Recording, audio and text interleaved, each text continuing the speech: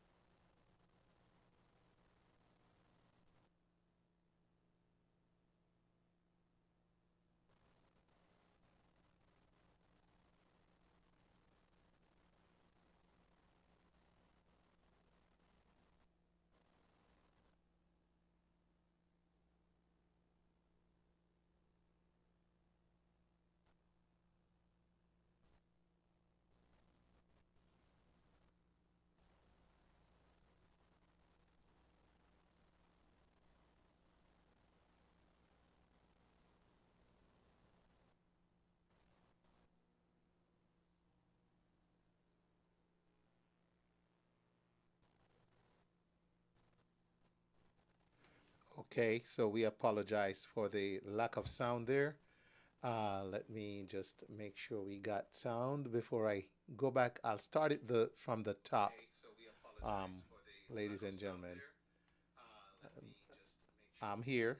This is a little nightcap on the Wayne All Show, but I gotta make sure have sound. So let me go over here and see what's going on here. I need to put that on. Okay. All right. Okay. Just a little bit of, make sure. Okay. I see what the issue is. That's resolved. So, ladies and gentlemen, what this is a conversation between Mr. Rudy Page and Dr. Kevin Grant, and it pertains to the Diaspora Conference coming up. And so, again, I apologize that there was no sound earlier, but here we go. I think we'll be good now. So let me go back over and get this going for you. In fact, let me put it back at the start. Yeah, right back at the start. All right.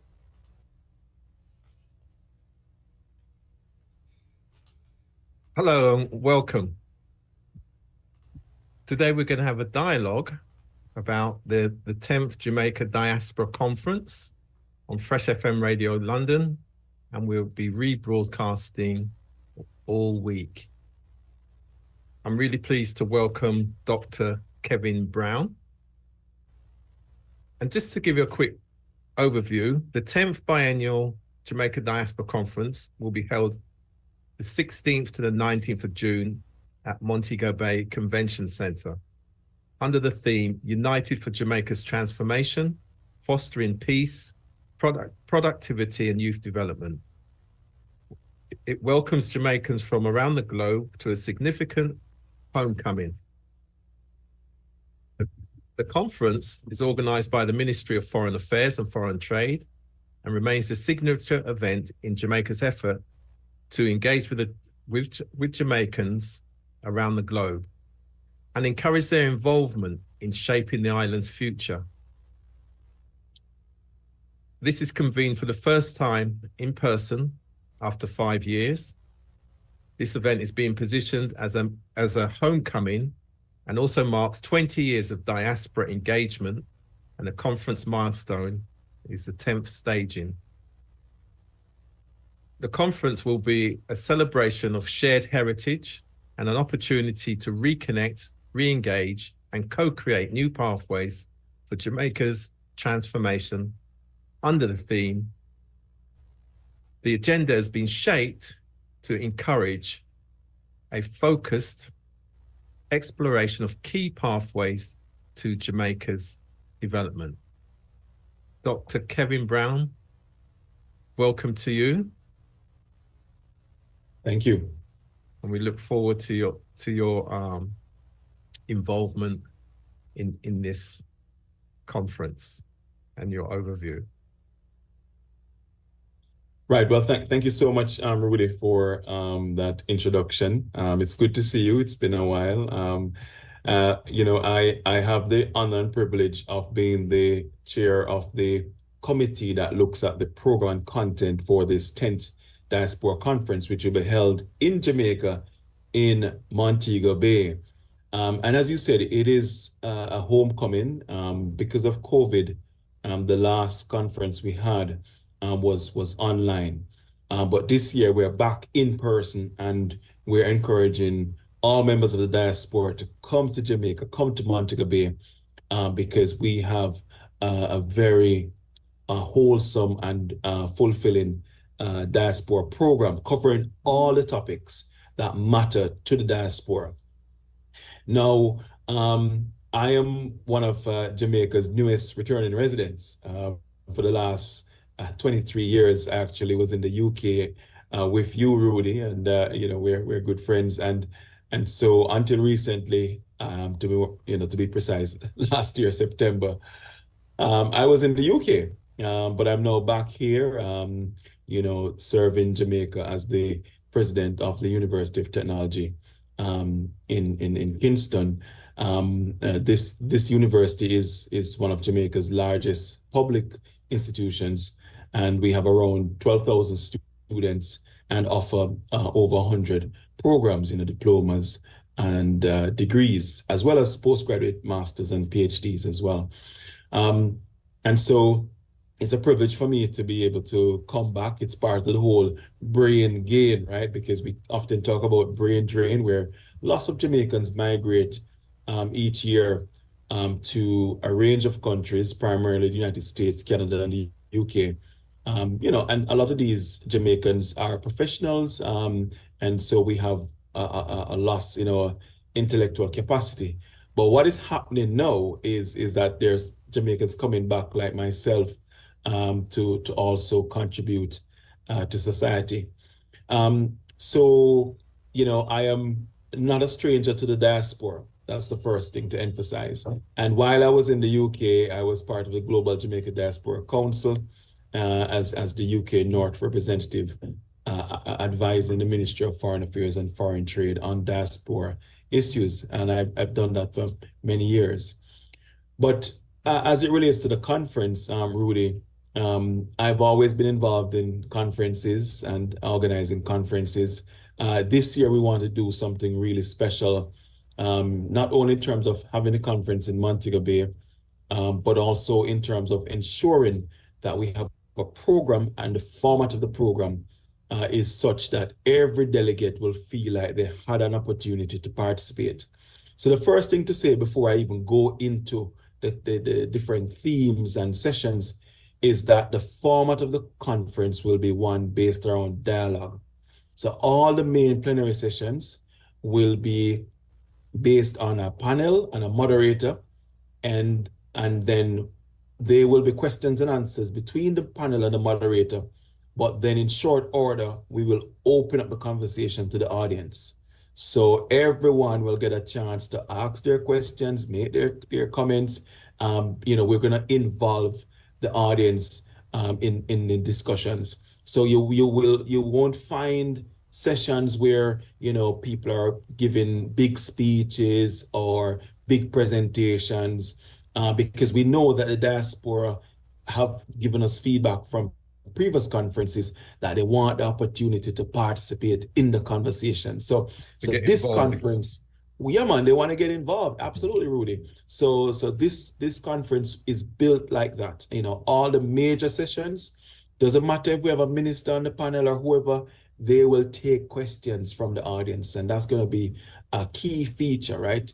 And then besides the conference program, as with all conferences, we will have a big marketplace. I mean, the marketplace is sold out.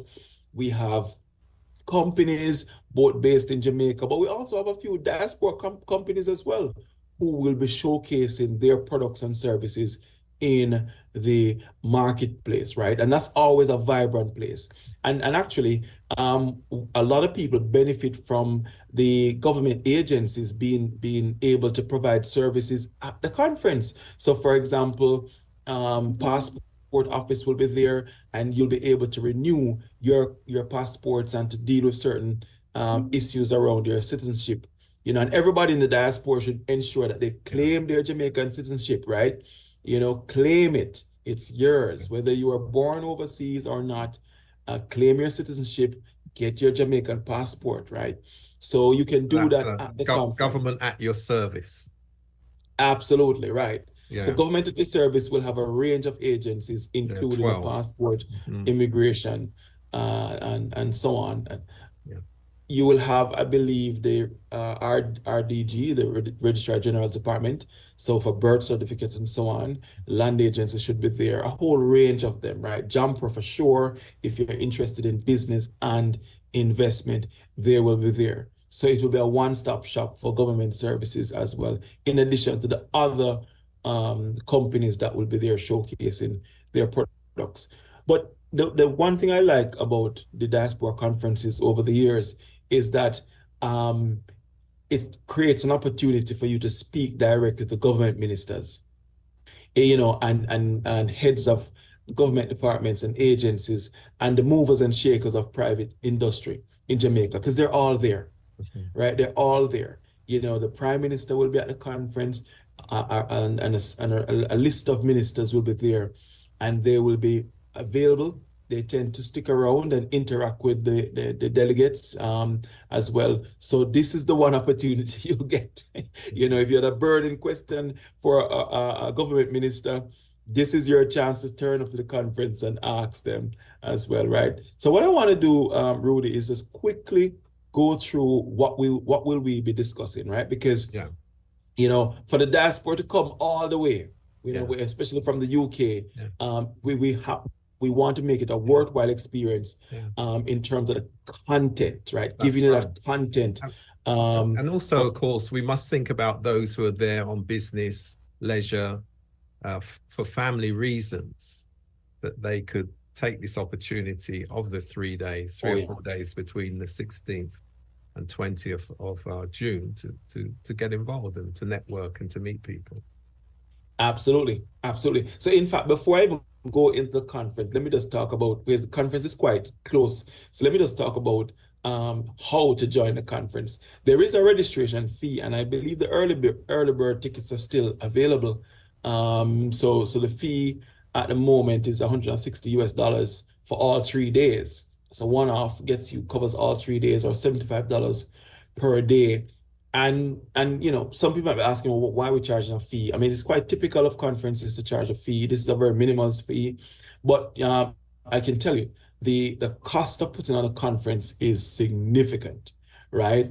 And these registration fees will not cover the cost. So this is just to complement, the other incomes that we need to raise from sponsors and so on.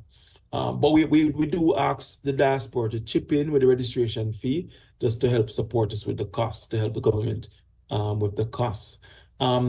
So they pretty much kept the rate at what it was for 2019. So they haven't increased the conference fees for 2024. It's still the same. In terms of airlines, if you're in Canada, I think we've negotiated a 10 to 18% discount for Air Canada.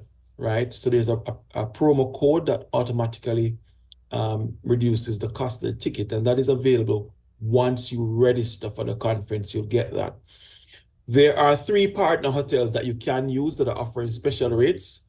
These are Iberia Star Resort, Ocean Coral Springs, and Ocean Eden Bay, right?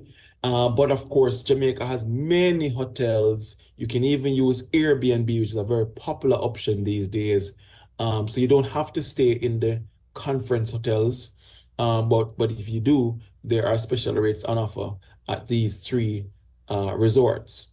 And we will be providing ground transportation. So there'll be shuttles from these hotels to the conference. And I think that's the advantage with staying in a conference hotel, is that you will get access to a shuttle that will take a free shuttle, no cost to you, to get you from the hotel to the conference. Which the conference, by the way, is being held at the Montego Bay Conference Center, right? And for more details, you can go to Diaspora Conference JA, all one word, Diaspora Conference JA .eventbrite.com, Diaspora Conference JA.eventbrite.com, or go to Eventbrite and type in Diaspora Conference Jamaica, and you'll get the registration details there, and you register there as well. So let me go into the program. Why should you come to the conference? And what will we talk about?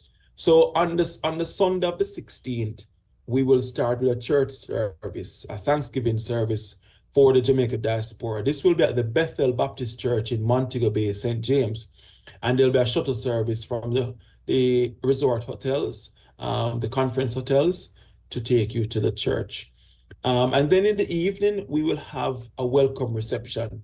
And so you'll have remarks from our conference chairman, Mr. Courtney Campbell, who is also the president and chief executive of the VM Group, right? And we'll also have other representatives speak, such as the CEOs from Grace Kennedy Group and Jamaica National Group. And then from the government, we will hear from Senator, the Honorable Kamina Johnson-Smith, who's the Minister for Foreign Affairs and Foreign Trade. So that's on the Sunday, right, where we'll have a little reception and a welcome reception.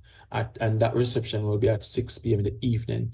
Throughout the day in the afternoon, we will be having registration. So for those who haven't registered online fully, you can come for registration on the Sunday at the Montego Bay Convention Center, and you can pick up your lanyard and so on as well if you want to do all of that on the Sunday.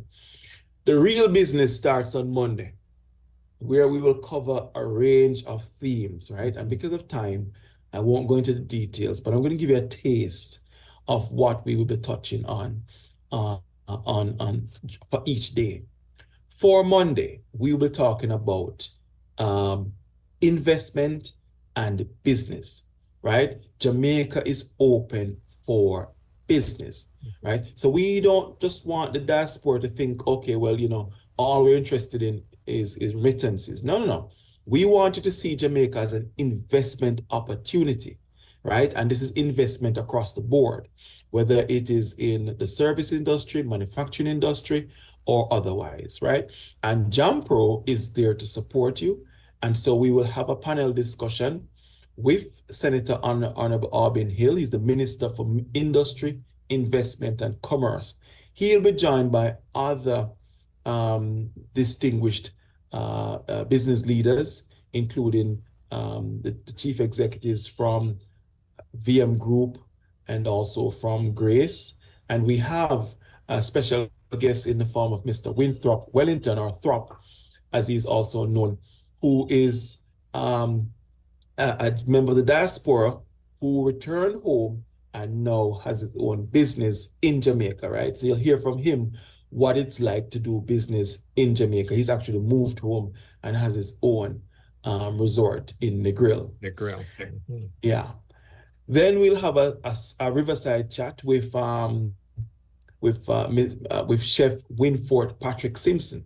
Because what we're going to do here is flip the script now and say, okay, well, we start out by talking about doing business in Jamaica. But we also know that the diaspora does business overseas, right? There are many diasporans who are successful entrepreneurs, right? And so Chef Winford Patrick Simpson, who is the owner and CEO of Simpson Restaurant and Bar in New York, will be doing a one-to-one chat, a Riverside chat, interviewed by Mr. Sean Anthony Brown from the Global Jamaica Diaspora Council, who's a sector lead for commerce on the council. And he'll be talking to Chef Winford Patrick Simpson about what does it take to have a successful business in the diaspora, right? So that's going to be interesting to listen to. Then we will talk about the roles of Jamaican missions and diaspora communities in supporting and sustaining our Jamaicans overseas. So this is going to be a plenary session on Monday morning. And so we will hear from Minister Honorable Kamina Johnson-Smith, along with Her Excellency R.J. Marks, who's the ambassador for Jamaica to the U.S. We'll also hear from a number of other key panelists, and they'll just be talking about how the missions, the Jamaican missions, consulates, high commissions, and embassies can help to support Jamaicans in the diaspora, right? Because we know that the diaspora needs support from time to time with a range of issues. And then we will continue the conversation in the afternoon with a series of concurrent sessions looking at investment. So if you want to get involved in investing in Jamaica Stock Exchange, we have a session that speaks to that. If you're interested in the whole capital market and investment scene, we have a session during the lunch break on Monday to talk about that. If that's your thing, then we'll discuss that. And then further in the afternoon, we will have Riverside chats again, touching on a range of opportunities that will be shared with you regarding investment and education. But the main plenary session that you won't want to miss on Monday afternoon is to deal with citizen security. Just before we have that plenary session, though, we have a treat for you, because we will have a one-to-one conversation with the new Commissioner of Police, brand new Commissioner of Police, Dr. Kevin Blake, who will be doing a one-to-one conversation talking about his journey into that position as commissioner, and what is his vision for making Jamaica a safe country, right? What is his vision for crime fighting in Jamaica? And after we speak to him, we will have the plenary session where we will have several members of the Jamaica Constabulary Force who will be talking about crime fighting and how the security forces can work in partnership with the diaspora to improve our crime fighting capabilities in Jamaica. So they'll be telling you about what they plan to do and how they can work with the diaspora. So that's going to be, I'm sure that's going to be a popular session because there's lots of concerns in the diaspora and on the island of Jamaica around security and safety, right? And what we want is a peaceful Jamaica. And so the day will end with a few more plenary sessions, and finally we will have a session on health and the health system. And I know the diaspora gives back a lot to the health system. So this is going to be a session to look at the vision for health and how the diaspora can continue to support the Jamaican government and a range of stakeholders in improving healthcare on the island. So that's going to be a really good session for everyone. And so that is day one, right? Yeah. Now, if you feel tired already, I have like, yeah, it's going to be very busy. I've noticed that there is a Youth Innovation Challenge winner presentation. Yes. So during the lunch break, what it is, Rudy, is that the Global Jamaica Diaspora Youth Council launched a little project where they allowed young people in the diaspora to make a pitch, of an innovative idea that they'd like to turn into a business. And so the winners of that competition will get a chance to speak about their project at the conference. Okay. Yeah. Okay. Excellent. We want to make sure that young people are featured, and we want to make sure that they are, able to participate as much as possible. Absolutely. So on day two, that was just day one. Yeah. That was just day one. Day two, we will have the official launch of the conference, actually. So the opening ceremony is on day two, but we will start the day with a project from the Ministry of Agriculture where they will launch Eat Jamaica Day. Eat Jamaican Day, right? And so the whole idea is to get us to eat what we grow right here in Jamaica. And the Honorable Floyd Green, Minister of Agriculture, Fisheries and Mining, will be telling us more about the Eat Jamaican Day project that he's launching. After the launch of the Eat Jamaican Day project, we'll now have an official opening ceremony, and that will include a keynote speech by our Prime Minister, the Honorable Andrew Holness. So he'll be giving his keynote speech in the morning, and then he'll be having a walk around to look at the marketplace. So you'll be able to, if you're at the conference, I'm sure, take a picture of the Prime Minister maybe and have a chat with him as he tours the marketplace. After the opening ceremony, we go into another critical topic, which is transforming education in Jamaica, especially as we approach the digital age. Well, we're in the digital age right now, right? And so it's a matter of how is the Jamaican government preparing the education system for the rapid technological change that we see happening. And as you know, the Jamaican government has a STEM agenda, and so we'll be discussing how we can work in partnership with the Jamaican government to ensure that Jamaica's education system is future ready. Now, the Honorable Favour Williams, the Minister of Education and Youth, will be there along with other panelists, right? So as you can see, this conference is where you come to meet the government ministers because they're all there, right? So that's the one big advantage of turning up at this event. After we discuss education, we will have again a luncheon, and during the luncheon, the Passport, Immigration and Citizenship Agency, also known as PICA, will be talking about how you can get your travel documents and your citizenship and so on. That's during lunch. Excuse me. And then in the afternoon, we will have a discussion on wealth creation through real estate, as well as another range of concurrent sessions. So just to clarify, when you hear me say concurrent sessions, what I mean is that there will be about 3 or so sessions running in parallel. Yeah. So you as a conference delegate, you as a conference delegate will have to decide which one you want to attend, right? And then you go to the different breakout rooms. So we have those as well. And then when you hear me say plenary session, now a plenary session is now where everybody is in the same room, right? And that's the only session that's on. So the plenary session on Tuesday afternoon is going to be for the youth, right? It's their agenda. They're going to be the ones leading on this. And so they'll be discussing how we can unleash the potential of Jamaican youth in the diaspora at home for sustainable development, right? And so they'll be discussing that. And it's really important that we reach out to our young people because we need to make sure that young people, especially those born in the diaspora, make sure that they're connected to the country. Make sure that their identity is strongly linked to Jamaica, right? So we That's have to right. make that. Vision Jamaica 2030 is designed for young people. It's their future. Absolutely. Yeah, absolutely. So that's what that discussion will be about.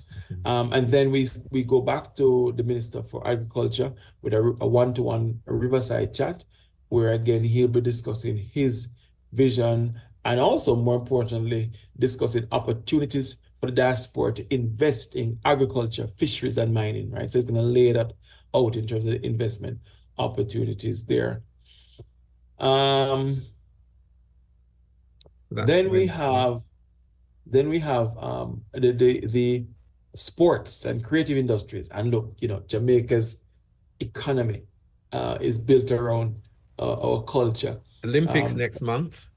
And there you go, right? So sports and the arts have been important to us, and we'll be discussing them. It's called the orange economy these days. Okay. And so we'll have Honorable Olivia Babsy-Grains there, Minister for Culture, Gender, Entertainment, and Sports. We'll have Kwame McPherson, who is actually from the diaspora, who has returned to Jamaica, lives here now full-time, and is the first Jamaican to win the prestigious Commonwealth Short Story Prize. So he'll be joined by other panelists as well. So that's day 2. Now on day 3, the 19th of June, we continue, right? And so you can see so far, there is a lot of topics to cover at the conference. So if you come to the conference, believe you me, you will be, completely immersed in rich conversation on everything that affects Jamaica and the diaspora. So on day 3, the 19th, we will have a plenary session looking at tourism and wealth creation with Honorable Edmund Bartlett, Minister for Tourism. A lot of us look at tourism now as just, especially in the diaspora, we come and we come for a holiday in Jamaica, but you can make money from tourism. And a lot of people have been using Airbnb as that kind of jump off opportunity to make money from tourism. But there's more beyond just Airbnb.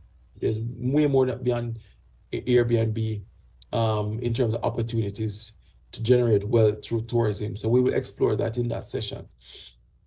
The next session now we'll look at how do we sustain diaspora engagement, which is really important.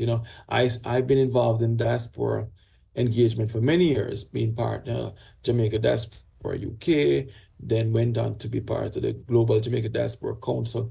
And the government of Jamaica has always tried to have a strong engagement with the diaspora through a range of mechanisms. Now we also have the National Diaspora Policy, and an action plan is being created to implement it. So we do have a strong framework for engaging diaspora, and this session will explore that. Okay. Then we have the Governor General's Achievement Awards for the diaspora. So high achievers in the diaspora, people who've been doing fantastic work in the diaspora, will be recognized by the Governor General during the luncheon awards ceremony. And then for Wednesday, the other main plenary session in the late afternoon, we'll be looking at constitutional reform, because as you know, Jamaica is on the path to getting rid of the king. And so there's a ongoing conversation about how best to do it. Do we keep the Privy Council or not? Or, do we move to the Caribbean Court of Justice or not? Is it going to be an executive president or a ceremonial president? Can the diaspora vote Will we have diaspora senators, etc., etc., etc.? And so there is a big conversation to be had around let all ideas constitutional reform. contend. Well, yes, absolutely. So we will be discussing all the permutations around constitutional reform. And Mrs. Emily Shields will be the moderator, attorney at law, broadcaster, joined by Honorable Merlene Malaho Fort, Minister for Legal and Constitutional Affairs. And we will have other eminent members of the panel, including constitutional law expert, Professor Richard Albert. So that's day 3. And the following day, the Thursday 20th, will be Diaspora Day of Services. And so what we try to do on the Thursday is to get the diaspora members, delegates at the conference to either create their own project or join a project and give back. Most of these projects are volunteering projects. So you go there and, whether it's painting a school or something else, but these are worthwhile projects where you get the opportunity to give back to the community. So really, that's the program in a nutshell. And as you can see, there's a lot going on at the conference. And so I trust everyone will see that we've tried to cover all the main topics that affect them. Okay, so just again, as a roundup summary, just to give everybody those last details. So the event is the 10th Biennial Jamaica Diaspora Conference. The theme is United for Jamaica's Transformation, Fostering Peace, Productivity and Youth Empowerment. The event dates are Sunday the 16th through to Wednesday the 19th. And then on the Thursday, the 20th, is the Diaspora Day of Service. The location is the Montego Bay Convention Center. The conveners for this conference is the Ministry of Foreign Affairs and Foreign Trade. And the early bird rates are still valid until Wednesday, the 5th of June. And so therefore, from Thursday, the 6th of June, it will be the full rate. And all the information is on the Diaspora Conference ja.eventbrite.com. And as you mentioned before, you could just type in Diaspora Conference JA into Eventbrite, and you'll get all the information you require. So, Kevin, last word with you before we close. Thank you so much. Thank you so much, Rudy, for having me on, and for giving me the opportunity to talk more about the Diaspora Conference in Montego Bay. My final words will just be to encourage the diaspora to come and learn more about how you can get involved in Jamaica. We have to claim our right to our country. A lot of times you hear the diaspora complain about other people coming in and owning Jamaica. And I'm saying to them that there are opportunities now for you to claim your piece of the rock, and the conference will provide you with the information required to do so, whether it is purchasing property or making investments in business. Or if you just want to be purely philanthropic and give back in your own way, then that opportunity will be there as well. So do come out. This is our 10th Diaspora Conference. We've been doing these conferences for a while now, and they have proven to be very important vehicles for the diaspora to connect with the government and the private sector, who will all be there. So I look forward to seeing you all in Montego Bay in June. Thank you very much, and good night. And this program will be rebroadcast on Fresh FM Radio London for the rest of the week. Thank you.